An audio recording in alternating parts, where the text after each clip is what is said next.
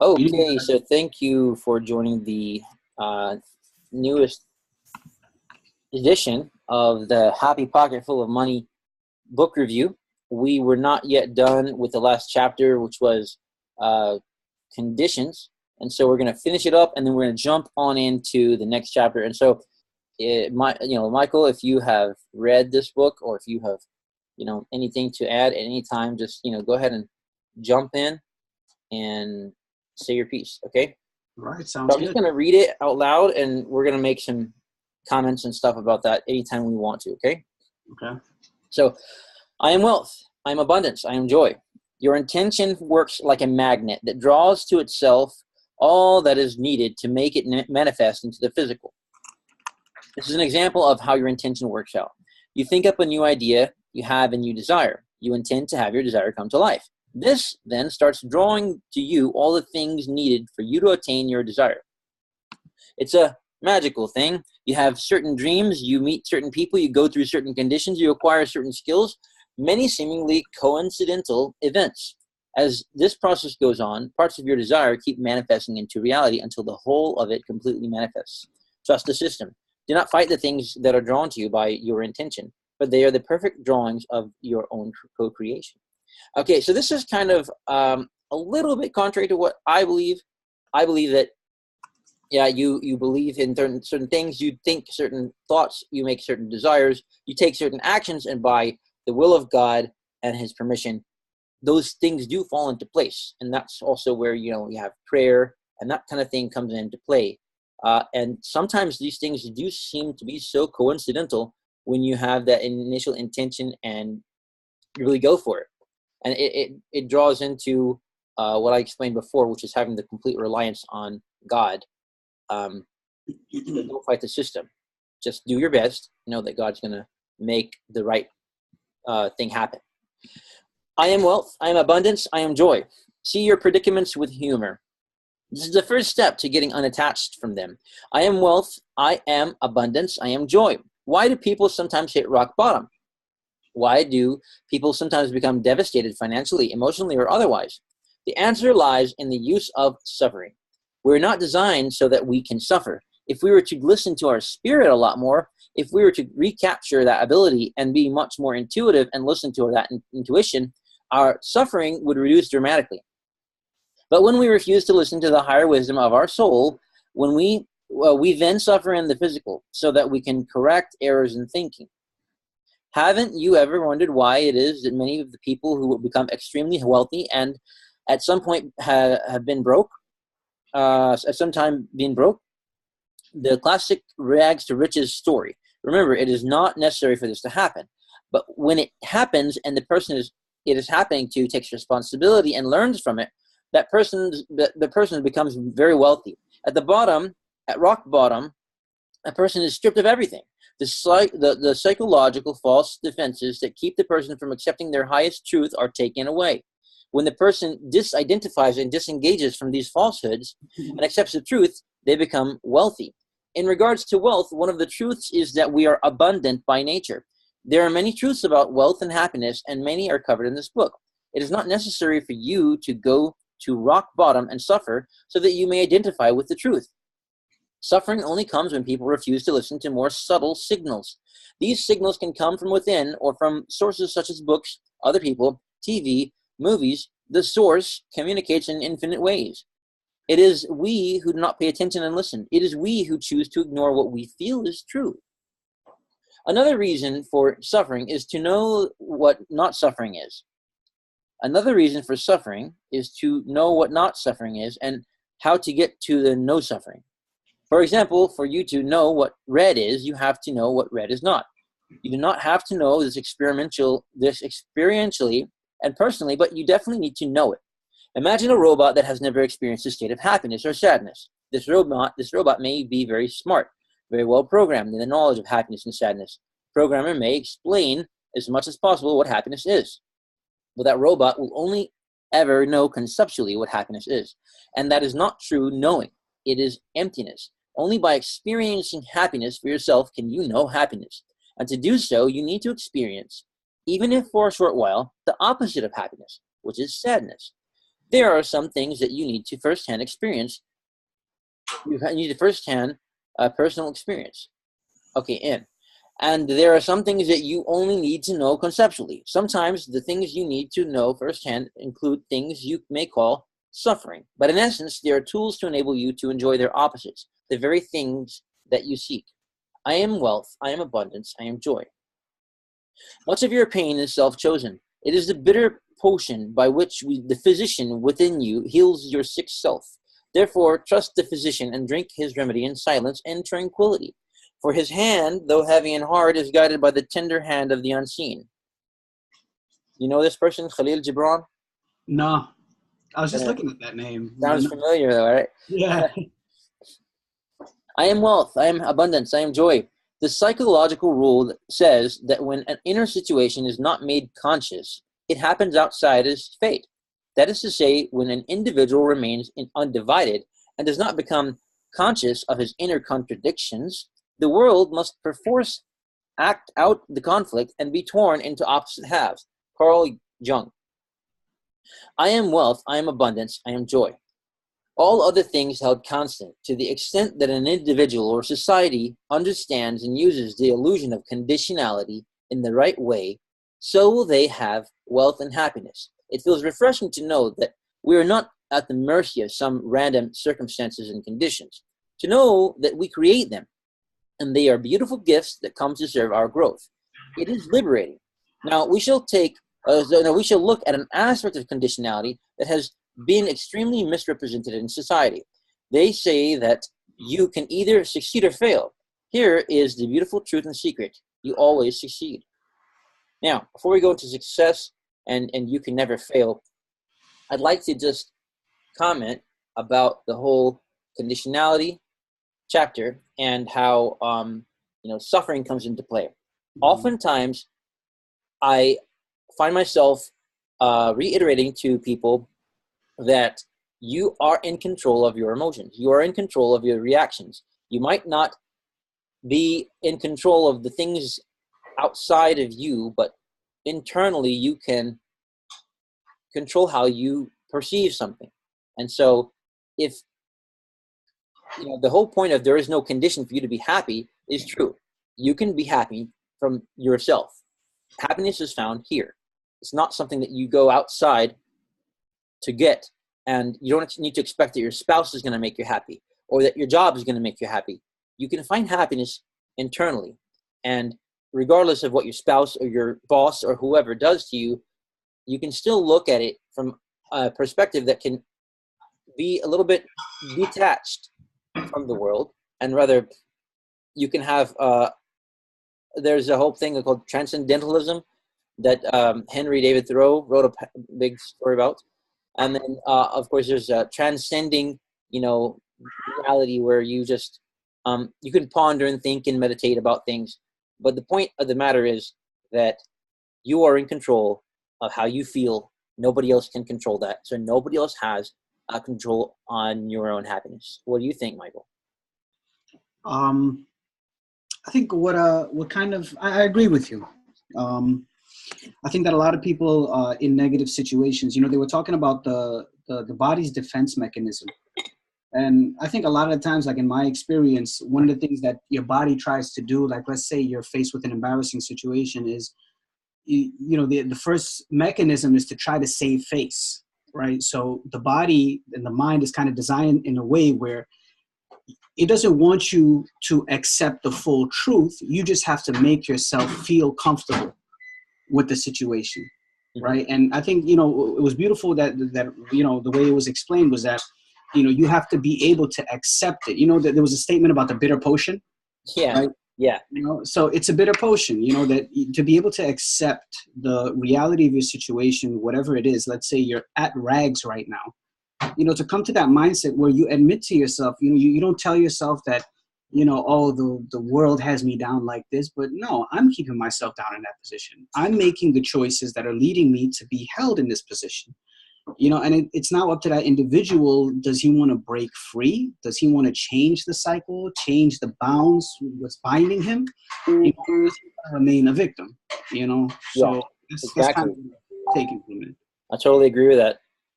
Mhm. Awesome. Do you want to read some? Ah, I like listening to you, man. Come on. I mean, all right. All right. Success. You can never fail. Concerning wealth, no condition has been more misrepresented than success and failure. Many people think you can either succeed or fail. Well, failure is yet another illusion, and success is all that there is. This is such a profound truth that you should make every effort to understand it. All of life is a success full of successive moments. Failure, when used without fear as a learning process, is what eliminates weakness and builds strength in thought and character. This new strength in thought and character is essential and critical to the future success that you seek. Failure is truly a successive moment, a moment of success in its own right. Through failure, one learns how to succeed and what eventual triumph tastes like. For Mhm. how would you know how to relish the sweet taste of triumph if you did not know how failure tasted? And how would you know how to arrive at your intended triumph without the tools designed to get there? I am wealth, I am abundance, I am joy. The most common cause of failure is the lack of clear and focused goals and visualizations. That is so true. The universe, life, literally lacks something to work with, so it does nothing. Life is images of the mind expressed, and without images, there is no expression. So if you're not really clear in your goals, guess what? You're not going to get there because you don't really know what you want. And I find that to be the case most of the time with most people in most situations. They don't really know what they want. That's why they're flailing around and experiencing things that seem to be failure. I am wealth, I am abundance, I am joy. Often in your darkest hour lies the greatest opportunity to be all that you can be. Your worst moments are often your biggest liberators, your highest teachers. Do not fight and resist them when they come. Instead, look into them for the lesson they hold, the liberation they bring. Suffering is always an indication of an error in thinking. You are not designed to suffer, you were designed to enjoy life. I am wealth, I am abundance, I am joy. Gain and loss are two sides of the same thing. Through loss, you gain new things. Through loss, you know the sweetness of gain. Without loss, there would be no gain. It is the struggling against loss and the preference of gain over loss that causes suffering and retarded growth. It is the acceptance of loss and gain as both gifts and fuel to your growth that will propel you to greater heights faster. In the end, you will then see that loss was not really loss. At the point when you recognize the gains you get from the loss, you will see that the loss is really a blessing, and that loss does not exist. Every loss has a gain if you only accept and look into it and have patience. I really like the way that the author can make you think of anything what we initially perceive as to be negative and find the silver lining in it. I really like that. Loss is usually one, a result of an error in your thinking, in which case you have the opportunity to correct your thoughts and make massive gains, or two, not because of your thinking, but a new opportunity selected by your higher self designed to take you higher, a chance to discover a new higher truth. I am wealth, I am abundance, I am joy. Use all conditions to enjoy and build yourself. That is what they are there for. Even the negative ones are useful. If, for example, you are faced with a situation in which you are under oppressive people, first make sure you choose to be in a libertarian, self-loving, and loving state, the opposite of oppressive, of being internally. Think, speak, and act liberty, self-love, and love. Show them kindness and forgiveness rather than being oppressive to them when you get a chance. That is how you get out of your negative circumstances. That way, and by visualizing in detail with belief the way you wish to next create your world. That is how you get out of your negative circumstances. That way, and by visualizing in detail with belief the way you wish next to create your world. When you become a non-oppressive person who loves themselves and others truly internally, you will find yourself leaving that oppressive situation. The negative situation will have done its work in fixing you with your voluntary participation. Always remember that at some level, whether you are conscious of it or not, you choose the circumstances you are in. I like that. I really do. So even though you might be in a situation where your rights are being trampled upon, you can still love yourself, and you can still respect yourself enough to change your situation instead of playing the victim, like you said. I am wealth. I am abundance. I am joy. When you look within, you to find the error in thought causing your suffering, always look with humility so that your ego does not interfere. Look with sincerity to find truthfully. Look with no self-pity or mercy. Call a spade a spade. It is what it is. Remember, it is a private exercise, so no one else will know and ridicule you. No one else will know and ridicule you, so feel free to be precise and honest with yourself. Get out a pen and paper and write it down. I am wealth. I am abundance. I am joy. Most people have been programmed to fear failure. They give up to avoid failure, or they do not even attempt, just so that they may not fail. Failure is, however, an illusion. Begin to see it as an illusion. Failure, suffering, is an essential component to success. By the way, if you can grasp that, if you can actually come to terms with what was just said there, you can accomplish anything.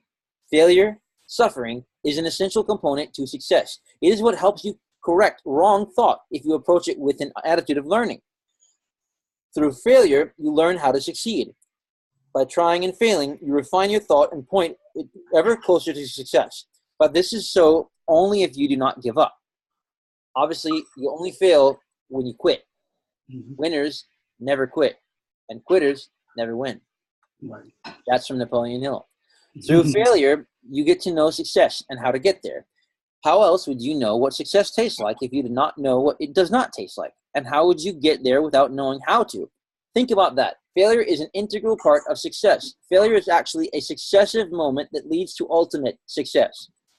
Failure is not the opposite of success, a separate entity from success. Failure is success. Let me say that again. Failure is success. And if you look at it the right way, then you can see what I'm talking about. They're the same thing. They are the same things, but are on different ends of that spectrum. The spectrum of achievement. It is just like hot and cold are different ends of the spectrum of temperature or a thermometer. Failure and success are both different vibrations of the same thing. Failure is not failure as such. It is only truly failure when you accept it as the end. That's when you quit, right? But if you accept it as a blessed part of the process, a part that helps you succeed further and know what this further success tastes like, then you can never, ever possibly fail, ever. Failure is an illusion. Stop fearing it. Love it for the gifts it brings you. I am wealth. I am abundance. I am joy. For a second? Please. I just want to say how much I just love what was just said right there. I think what resonated, what I benefited from the most from that was that failure and success are, they're vibrations of the same thing. Like when reading that, it made me realize that you always see success and failure as opposites that are like disconnected from each other. They're just like two separate entities. Like you either succeed or you fail. Right. There's no idea in place in your mind that these are two things that kind of balance each other out, or they're resonating from the same thing. And I think it's important to understand that success doesn't mean that you won't fail on your way to success. Even like millionaires, multimillionaires, and billionaires, they still go into ventures where they lose, but they're still successful. Yep. So I just wanted to stop there and just maybe get some commentary from you on that matter. Like how do you feel about this? I was just listening to Amr Khalid, who has a program called Ala Khut al-Habib, which is talking about the seerah of Prophet Muhammad sallallahu alaihi wasallam, which is the story of the life of Prophet Muhammad, peace be upon him.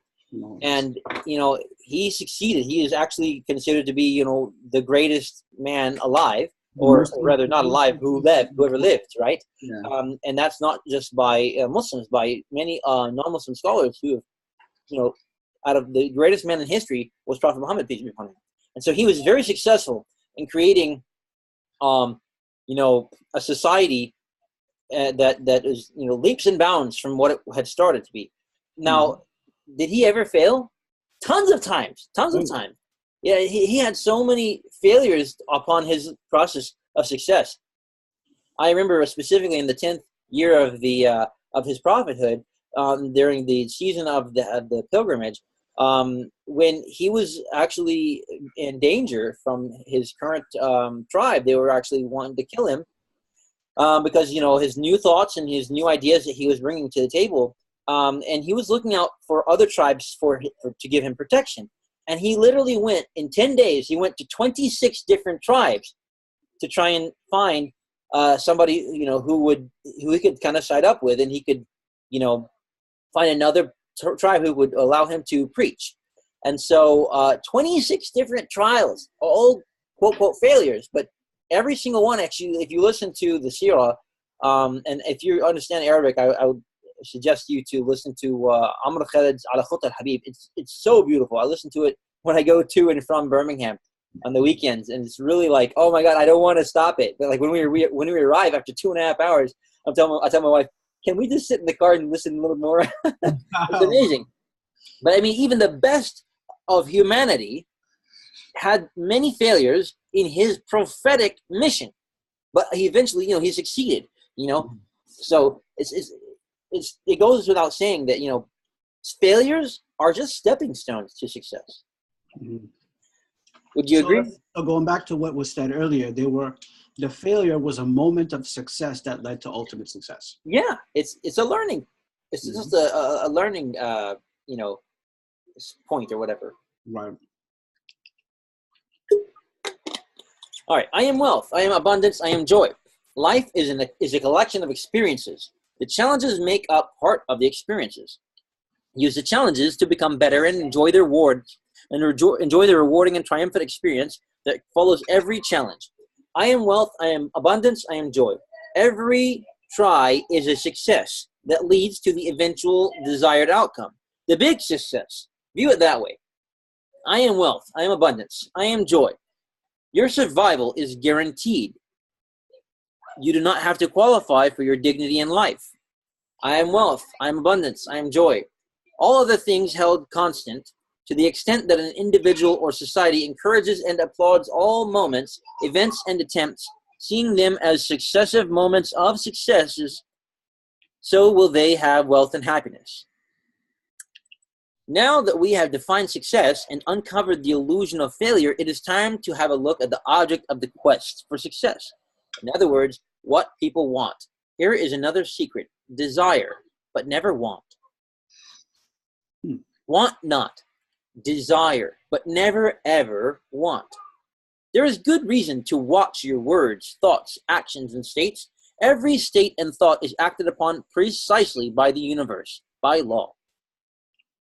This is the fluffy stuff that I was talking about, you know. Yeah. Each word carries with it thousands of years of meaning and instructions on how it will be carried out.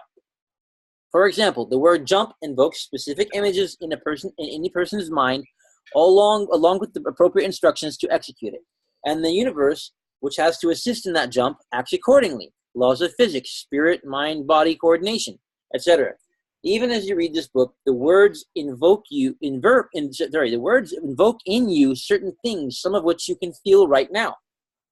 Some people by now will excitedly know the words in here will enable them to make big differences in their lives. And that knowing is already starting to make changes unseen. And some people already know this as they read this. In regards to wealth, the most important word to watch out for is want. And all of its equivalents. Wanting communicates to you and to the universe that you do not have something. First mistake. And you are in a state of not having it by wishing you did. Second mistake. The problem is compounded by the fact that wanting is a perpetual state. In itself, it has no finality. Think about it. You can never get what you want. Never. It only looks like people get what they want, but they never really do. What actually happens is that very gradually they shift from the state of wanting to other states, and then they get what they had wanted initially. But as long as they're in a state of wanting, they cannot get that which they want. Here is how the illusion of a person getting what they want works. Remember the last time you wanted to eat and you got what you wanted? You ate something? Okay, you wanted something to eat. This is a wanting state. But watch what happened next. You started to go get something to eat. You actually shifted from a wanting to a getting state, which has finality. You then shift to the present tense of having. Finally, and you appear to have had what you wanted. See, you never did get what you wanted when you were in a wanting state. You have to go shift states. This unconscious shifting from a state of wanting to another state is easily done all the time by people, but only for small things. But what if it was something so... Mama, Mama Hadibo, okay? Okay. Mama Hadibo. No! Please? Head? Sorry, guys. 1 second. Okay. لو سمحتي هند خديها. Sorry, guys. So, when you shift to the present tense of having, finally, and you appear to have had what you wanted. So you have to shift to state, because want actually means you're in a lacking state. See, you never did get what you wanted when you were in a wanting state. You had to shift states. This unconscious shifting from a state of wanting to another state is easily done all the time by people, but only for small things. But what if it was something so big, something you had never done before? Would you still get it if you wanted it? Unlike food, it would be harder for you to unconsciously shift from the wanting state because you have not gone through it before. If you found yourself wanting $20, it would be easy for you to unconsciously shift from the state of wanting to get it because you have done it before over and over. But what if you wanted $1 million and you have never had more than $20,000 in your life before? Would you be able to shift unconsciously from wanting to getting $1 million? Most likely not. The solution is this: never want. You can never get what you want. Wanting something very, very bad is worse. In your thoughts, words, states, and feelings, replace want with desire or wish. Unlike wanting, desire does not necessarily have to mean you do not have something. It is a very subtle difference, and some people may say they are the same thing, but there is a world of difference. Some thesauruses may even say want is interchangeable with desire, but that is simply for some linguistic purposes. Remember, your thoughts are carried out with precision and perfection by the universe. It is the way the system is designed. Wanting is carried out with precision, and wanting represents a perpetual state of not having. Desire is not a perpetual state of not having. In fact, it does not necessarily have to mean you do not have what you desire. It is sad and funny to think that billions of people are kept away from what they want by such a simple little difference. It all lies in the precise execution of the universe. Precisely, it is not just the word want that should be avoided. It is the state. It helps nothing to avoid the word want, but be in a state of want. That is useless. Language is a symbol used to represent things in such a state. The word want is a symbol that represents the state of wanting. It is therefore the state that you should avoid first. The symbol, the word itself, is also to be avoided so as to not invoke the state. Please desire, but never want. Here are a few dictionary definitions of the word want. To be without, lack, to be destitute or needy, a defect of character, a fault, to be absent, to be deficient or lacking, to fail, to not be sufficient, to fall or come short, to lack. This is what you communicate to the universe to bring to you when you want something. The universe brings you just that, absence and deficiency. None of these negative definitions is included for the word desire. Now here are some dictionary definitions of the word desire. To express a wish for, request, the natural longing that is excited by the enjoyment or the thought of any good and impels to action or effort its continuance or possession, an eager wish to obtain or enjoy. Mm-hmm. I am wealth, I am abundance, I am joy. Not needing a particular... You have a question or comment? Yeah, do you mind if we talk about that for a second? Yeah, absolutely. I'm very happy to. Can we like discuss a little bit about the state of want and the state of desire? Mm-hmm. Basically, from what I understood, is that the state of want is kind of a mentality where you see yourself as always somebody that is without, somebody that doesn't have, somebody. I've seen some definitions there that surprised me, man. Like somebody that's failed, somebody that is insufficient, that's come short. But you never really seen. I haven't seen here, along with the word want, a answer to that problem. So it seems like want is just a state of not having, but neither having the zeal to go and get what you desire. I think you got the point. right? Whereas desire, what's Exactly. that? I think you got the point. That's exactly what he's trying to say.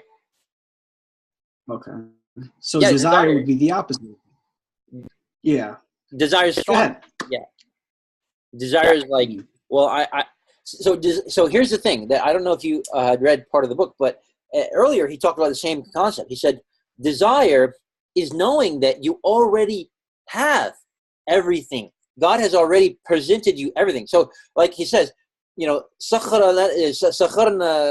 I can't remember the exact verse, but it's basically the heavens and the earth have been made subject to mankind. The heavens and the earth, all the skies and the earth has been subject to us. So that means we have everything. We've been given everything.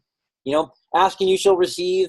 It's like you have everything that you're ever going to get. You just have to receive it. You should go get it. It's like it's there. Like there's a dua that Rasulullah says. In kana rizqi taht al-ard fakhruju, or whatever kind of call Rasulullah, meaning like wherever my sustenance is, if it's in underground, take it out. If it's on the sky, make it come down. If it's over there far, make it come close. The point is, your rizq is already there, and your sustenance is already there. All the things that you desire, they're there for you. You just go get them. So this actually, you have this it. actually falls in line with our belief. This falls completely in line with our belief. Of course. I mean, you can interpret things different ways, right? So that's what I'm trying Right. Other people, they'd be like, the universe has already, got everything for you, and, it's a matter of you thinking in the vibration, and you make the universe come to you. Well, to me, I mean, I don't believe exactly like that, but I can interpret things in different ways. So think positively, say, okay, I desire, so here, why are we doing all these affirmations? I am wealth. I am abundance. I am joy. What's to tell ourselves that, think positively, think about these things in a way that you don't want them. You don't feel like you don't have them. You tell yourself you already are that, okay? And therefore, you're going to take the appropriate actions for that to be true. You know what I'm saying? So you're going to be able to receive that, Like I started to describe myself as wealthy, thanking God for whatever I have, regardless of what amount of money I have, I can still consider myself to be wealthy and blessed and abundant, and so that's the thing. You think positive thoughts and you live. So it's like act as if you have heard of that before. Act as if you are a millionaire, right? Or so what would a millionaire do? We'll go do that, right? You are a millionaire. It's just a matter of the time space continuum is like, you're experiencing this moment right now. But are you a millionaire? Well, yeah, sure. Why? I mean, if you desire it, then you can be. There's nothing holding you back. You have to take the actions to get there, for you to be able to experience it, but if you try and think outside the time sphere, and that, God, for example, is completely transcendent of time and space, and if he wants that for you, if he has put that in your path, then you can get it. So go get it, Think positively. Don't think, oh, I wish I had $1 million. I want it. Well, you sure do, don't you? You said that. You sure are lacking it, aren't you? If you really desire it, then you're going to really have the zeal to go get it, right? So I'm abundance, I'm wealth, I'm joy, not needing a particular result in the moment of now.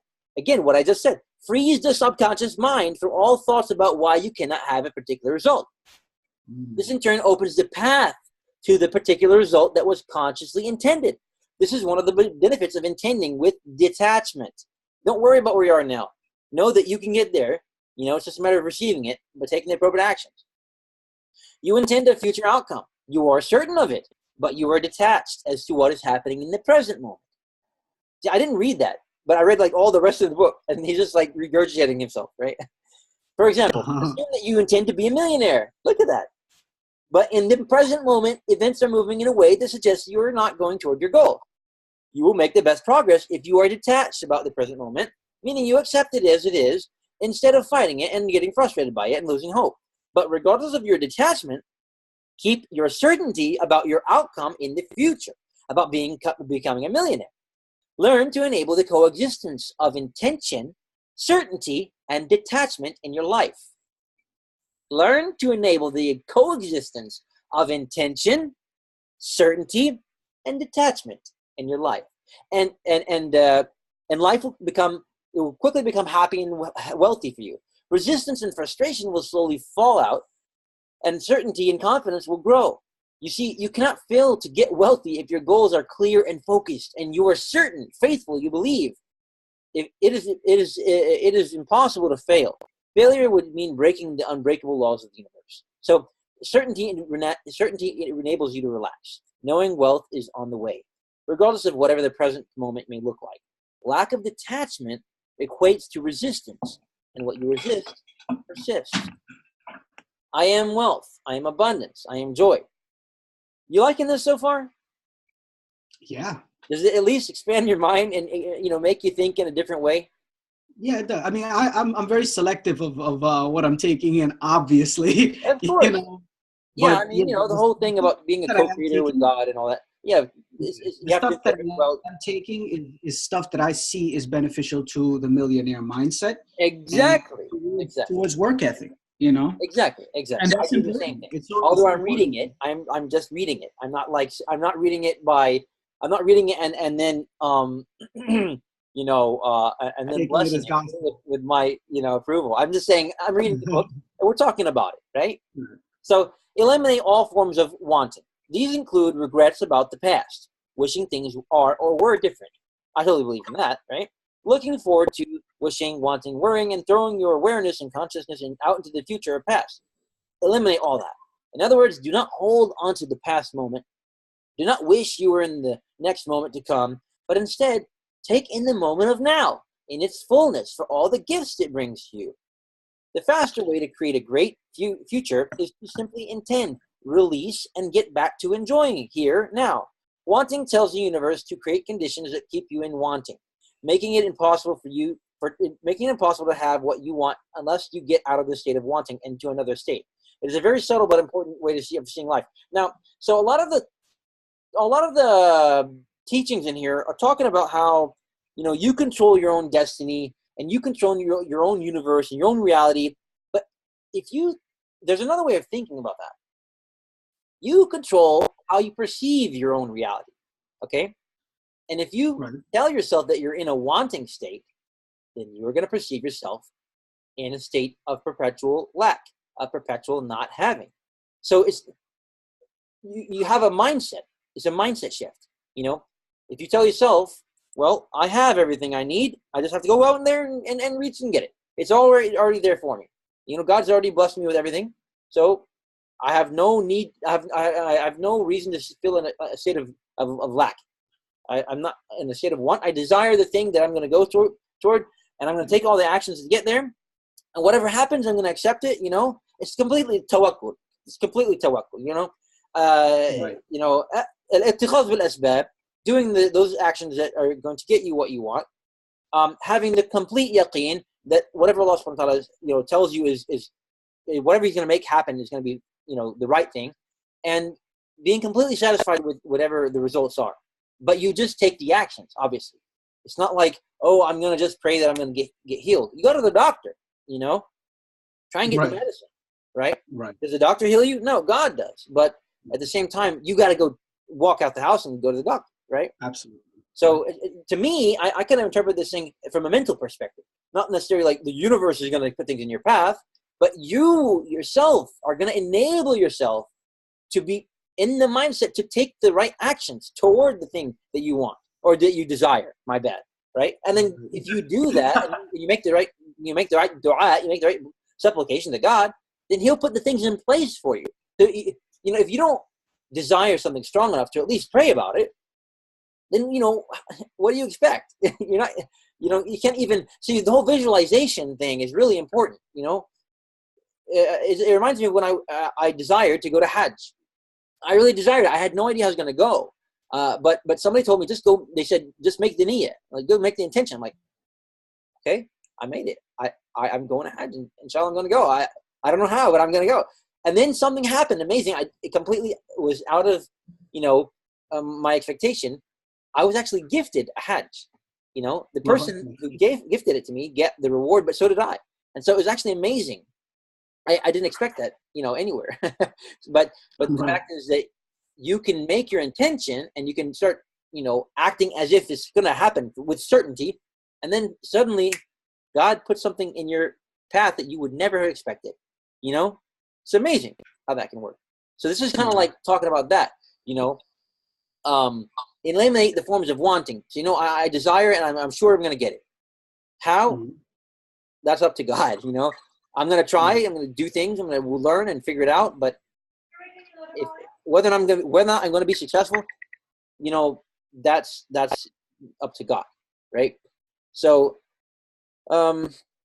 we're here. I am wealth, I am abundance, I am joy. Never want anything. Wanting makes the universe give you the conditions that create a perpetual state of wanting. Or in other words, maybe it puts you in the mindset of a perpetual state of wanting. Have passion, have desire, have intentions, but not want. I am wealth, I am abundance, I am joy. Eliminate the word want from your language and the state of wanting from your thinking and being. Replace it with desire and desiring, like and liking. Wanting creates conditions of perpetual wanting. You never get what you want. I am wealth, I am abundance, I am joy. If you ever find yourself thinking you do not have something or you are not something, then you are wanting.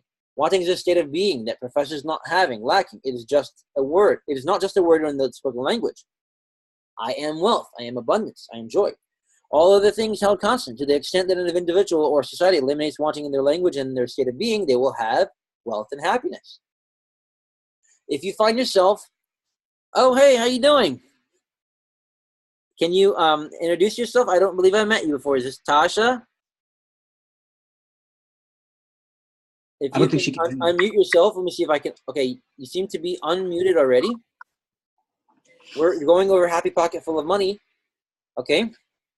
So if you find yourself fighting against want, reread the chapters on quantum physics, abundance, one, and self, and understand truly how, as it has been taught by many teachers for thousands of years, you have it all. And even before you ask, it has been given to you. Logically, scientifically, and spiritually, there is absolutely no reason to want. Of course, there is reason to desire, but none to want. Wanting is a belief in not having. You have it all. Why then would you wish to believe that you do not have it all? Now that we have that all clear, let us look at something big and interesting things. We start with our purpose, that uniqueness of you that no one else can duplicate. Let us move on. I think it's a good time to stop before we do the purpose, because it's 45 minutes into it, and probably I usually keep this around 45 minutes. But right. I'd love to meet you, whoever just showed up there. Let's see. Tasha Hill. Can you? Hi. Hey, how you doing? You want to tell us a little bit about yourself? I haven't met you before. I'm Ahmed, and that's Michael. Can you hear me? Yes, I can hear you. Okay. Yeah, I just actually joined Team Awesome just a couple of days ago. Yeah, it's an amazing group of it's awesome. The first time I showed up, we were on, actually, Ahmed, you were on, actually, I was there as well. Just